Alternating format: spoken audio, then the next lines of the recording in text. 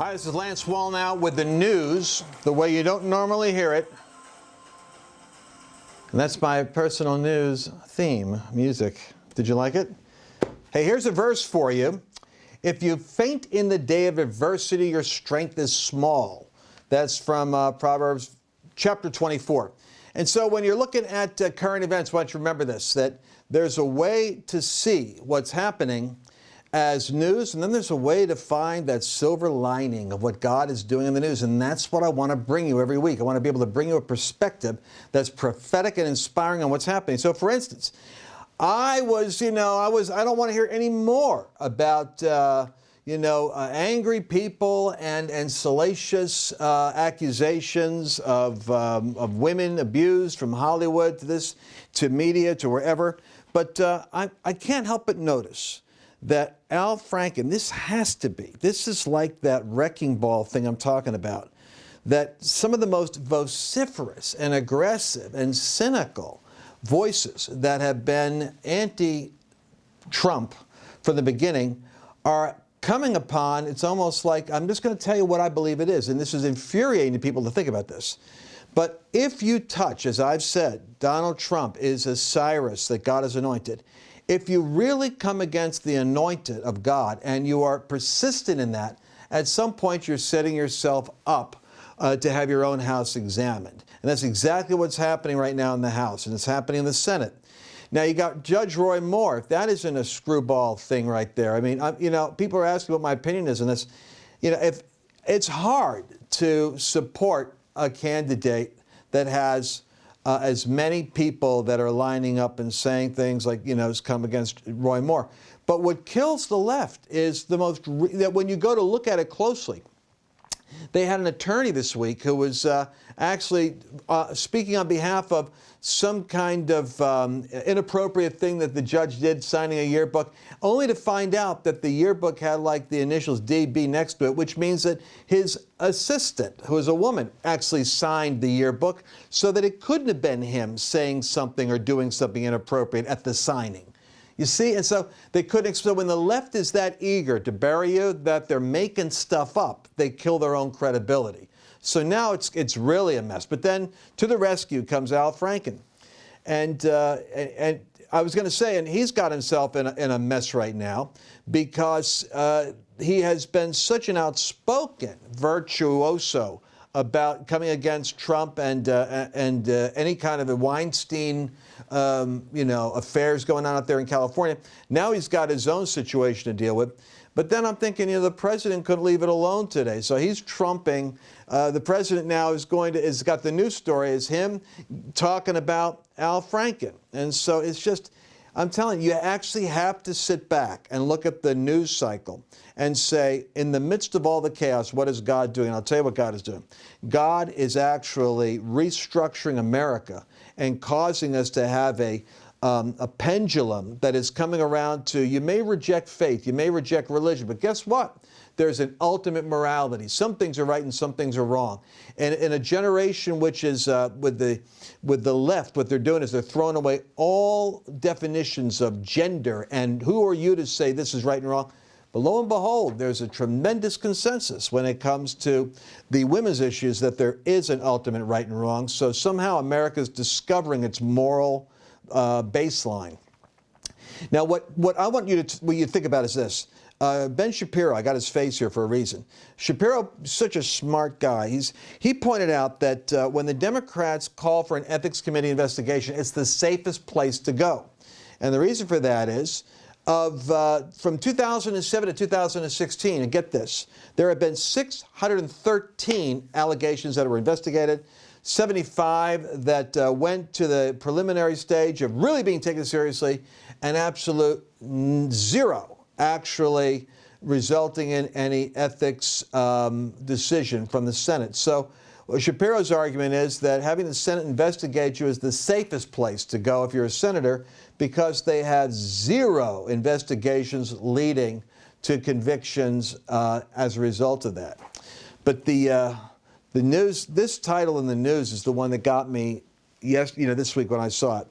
77% of Democrats with four-year degrees think sex is not determined at birth. Now, to be fair, I think the way that the question was asked was whether or not a person is a man or a woman, in terms of the assignment at birth, which would come from the doctor. But the fact that 77% of Democrats with a 4-year degree think that sex is determined at birth. Don't you find that kind of shocking? I mean, I found that like shocking. I asked for what's the most outrageous headline that ever came out of a National Enquirer, and here's the one that came up on Google: Bigfoot kept lumberjack as love slave. Now that, for me, would be about as predictable as believing that 77% of America's most educated Democrats would actually believe that sex is not determined at birth. And then you can see the data right there in terms of the various, where millennials are, and Gen Xers are. But what is incredible to me is, and you have to look at this thing as a constant drip feeding of a narrative that has gotten so into the bloodstream of Americans that we actually are not sure if a boy or a girl is born, male or female, by looking at their anatomy when they're born. And that is pretty trippy. The big news that you really need to keep an eye on is that the resistance has kind of gotten sideways. You know, the Trump resistance, they started off, it's hard to believe, it was just yesterday it seemed, that the Antifa was, rioting, and that women were going on the march in Washington. And now what we have is putting the resistance back in the resistance. And of course, Soros is going to be doing a 3-day conference. And it's in Carlsbad, California. It's a secret meeting, but I'm telling you about it now. It's the Democracy Alliance's latest secret donor meeting with the top paying liberal contributors, meeting with key political leaders, and they're going to be conspiring. And of course, this time they're telling everybody, don't do social media and don't tell anybody our secret plans, because we want to be able to surprise everyone when we come out. But I just want you to know that while you think things are just going to dial down and go back to normal, that George is meeting with Nancy Pelosi. And so Nancy is meeting, and they're going to be drilling down deep on how to overthrow Trump. And I'm going to tell you something.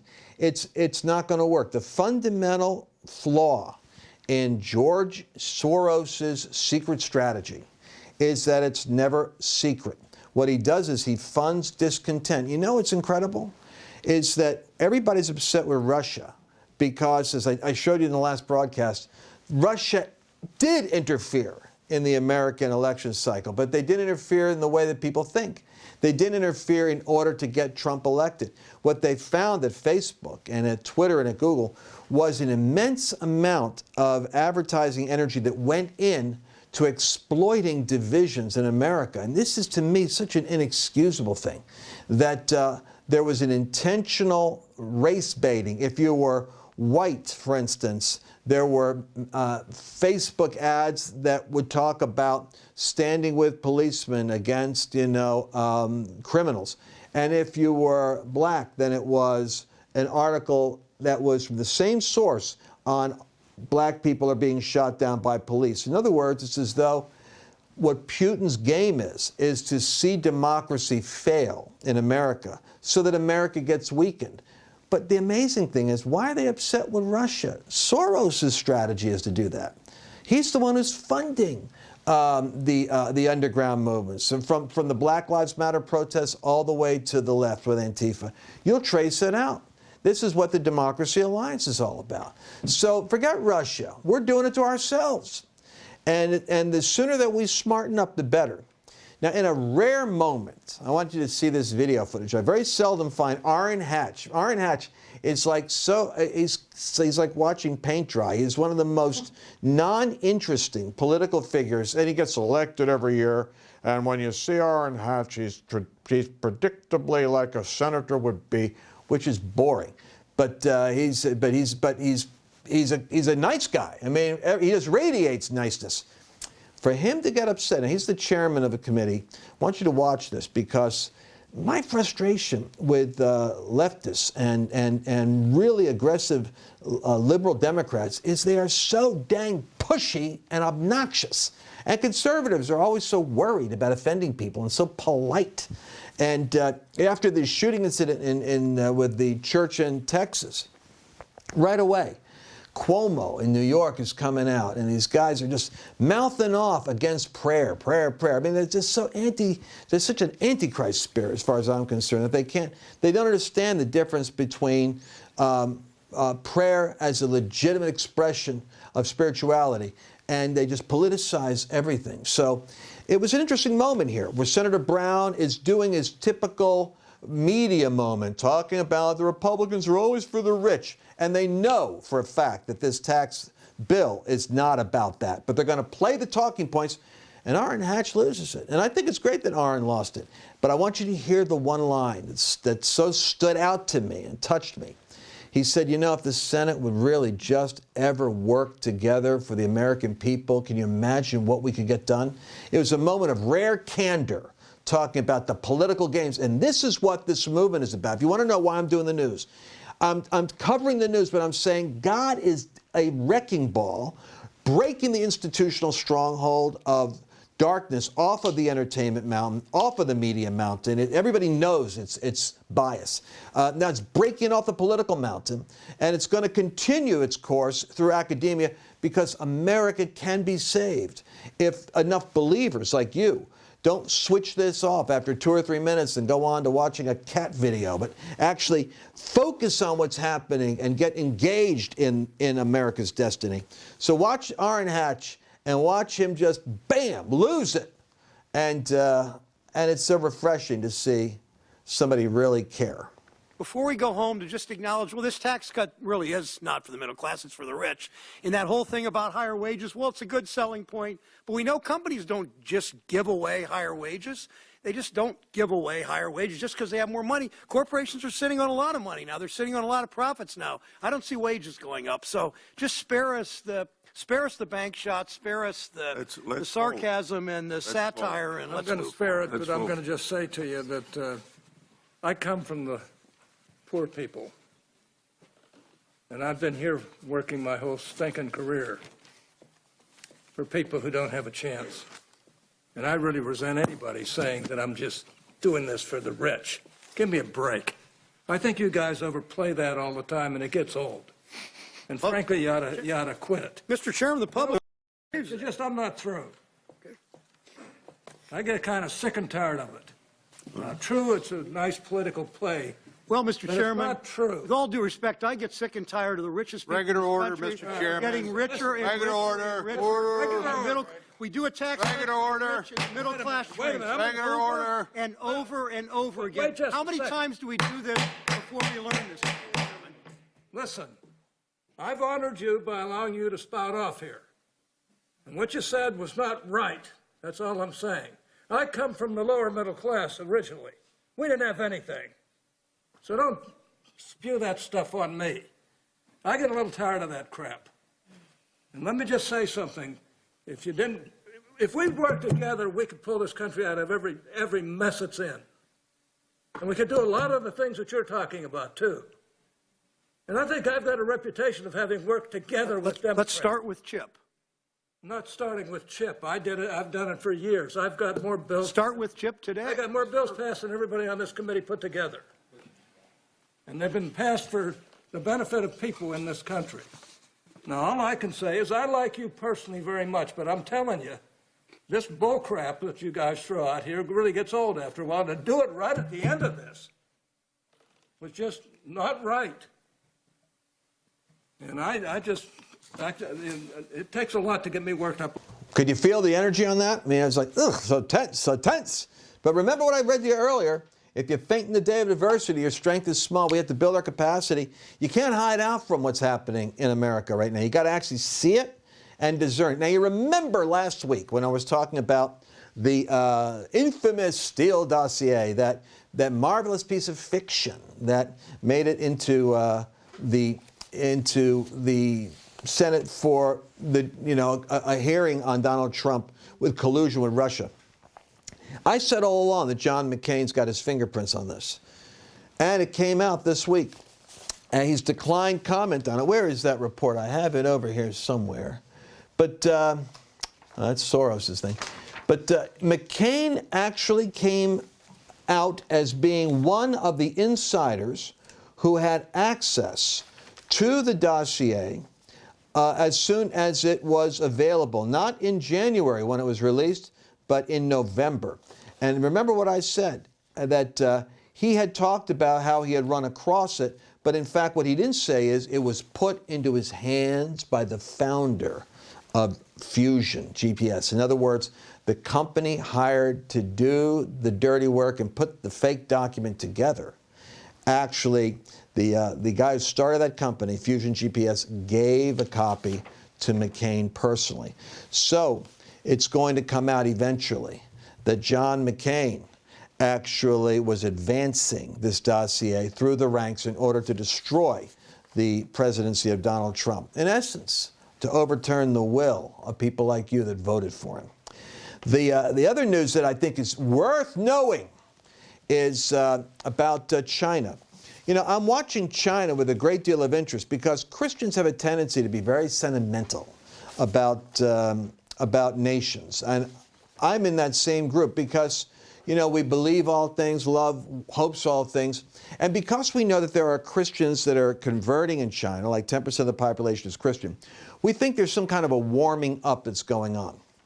The reality is that China is actually coming down hard on religious freedom because the president of China, in an epic and an unusual moment, delivered a 3.5-hour speech to, I believe it's the 14th Party Congress, and they elevated him to the status of Mao.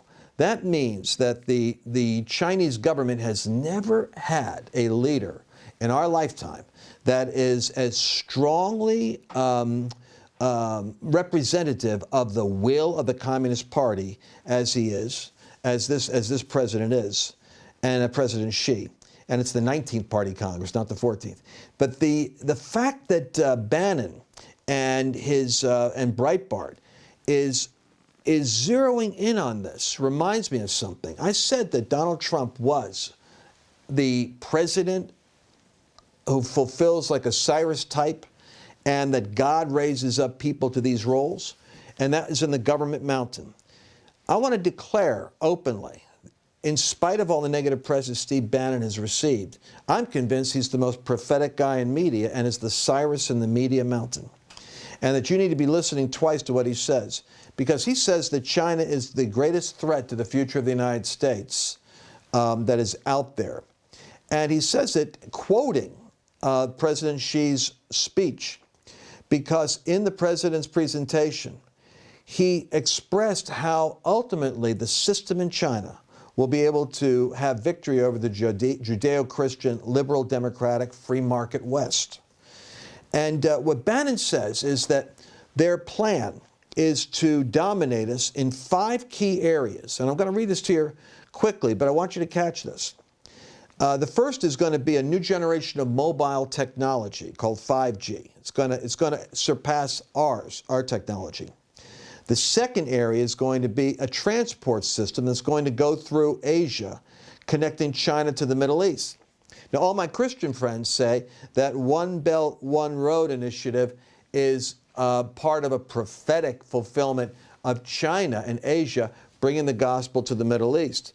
But while they're all, you know, high-fiving each other over Christians going down that business road in order to bring the gospel to the Middle East, I'll tell you that China's purpose is to wrap that belt all the way around to strangle the West economically. The third characteristic of their agenda is that by the year 2025, their stated objective is that they will have 10 industries that are going to dominate the United States and the world. And they are way ahead already. I'm going to tell you 3 areas where they're already way ahead, because America is divided. Our greatest challenge is division. It's like a house divided cannot stand. Silicon Valley is so in bed with leftist, liberal antagonism to Trump that they wouldn't even meet with the president. You remember that when the Antifa incident happened in Charleston? They got up and left. They won't even meet with the president who's trying to invigorate Silicon Valley. Their robotics is the second area China's beating us in, and artificial intelligence, AI, artificial intelligence. China's actually surpassing the West in these areas. So, and the other two areas I want to give you real briefly, and this is very scary, is conversion of all oil transactions, get this, into Chinese currency. What they want to do is they want to end the dollar as the global reserve currency. What happens if they can create the conversion of all oil transactions into Chinese currency? Well, then we will be forced to pay off our $20 trillion debt instead of pumping it out into the world with an inflated dollar. And while economics may be elusive to a lot of you, or even me at times, I have to sit down and ask somebody, explain to me how this works. Here's what that means. No nation in history has ever been able to go to the printing press and print their own money, print their way out of debt. What we do is we keep getting in deeper debt and printing money, and the world, in a sense, uses our money. The day that the world puts the dollar back at our door, America would end up like one of those banana republics like Venezuela. And because America's lost its moral strength, its unity around America, its sense of patriotism, not entirely, but if you let the leftists and the academicians continue to defile the minds of the next generation of millennials, we'll have anarchy in the streets. You won't have the decency and self-restraint that was characteristic of America during the Great Depression. You'll have cities on fire. That's what the left will end up doing in America, and that's why you are important, because that's not God's plan for America, but that is a plan that some people have. And finally, fifth, financial technology. Bannon said the true piece of leverage that with North Korea is the ability to decouple countries from the world's financial system, to be able to sanction companies, to be able to shut banks off from capital markets. He predicted that in 5 to 10 years, that ability will be gone. That China and Russia right now, I'm sorry to say, is at the back door helping North Korea. Russia's a bad actor in a lot of ways, and I'm sorry to say that. But we have really got to pray that the church smartens up, and we got to find another way of understanding how to influence these nations. They don't have to be goat nations. China and Russia don't have to be goat nations. There are strong Christians there, but like America, they're uninformed Christians. I want to give you this important analysis of China, South Korea, and the Trump trip. And most people have totally missed this. And they missed it because the news, it was going so good for Donald Trump that the news had to ignore it. So there was no coverage of it. But that's telling you when Trump's actually having a successful time. But what I want you to notice is, you see that picture there? This is the picture of the Asian group.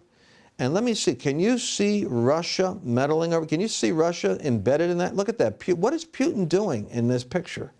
That's what I'm trying to figure out. This is supposed to be Trump's trip to Korea, and there's Putin. What the heck?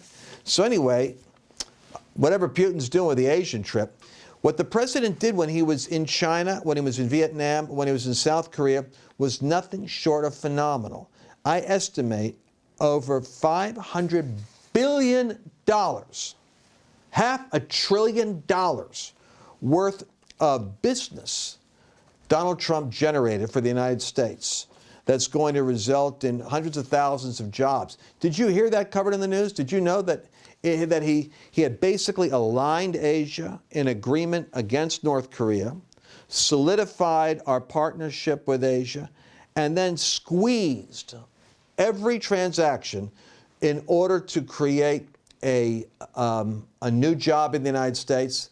And he did that. $500 billion worth of business was developed in those nations with the United States. President Obama never once went over there and came back with anything other than more drain on the American economy. But you won't hear about that news from your typical news channel. What you are going to do is you're going to hear it from me here. We should be thankful that we have the president that we do have, America has its challenges. But I want you to know that what's happening right now in the news cycle, what's happening even with Senator Franken, what's happening with Hollywood, what's happening with the credibility of media, what's happening economically, God is doing something. And what are we supposed to do during this window? It's Thanksgiving coming up, right? Honestly, this is a great time to take your focus off of what is bad that's happening in the world and be thankful. Be thankful because God has heard our prayers and God is at work.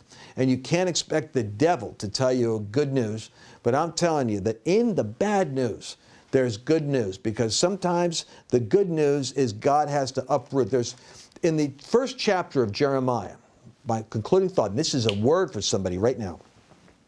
In the first chapter of Jeremiah, the prophet, the young prophet, was given words that he was to proclaim.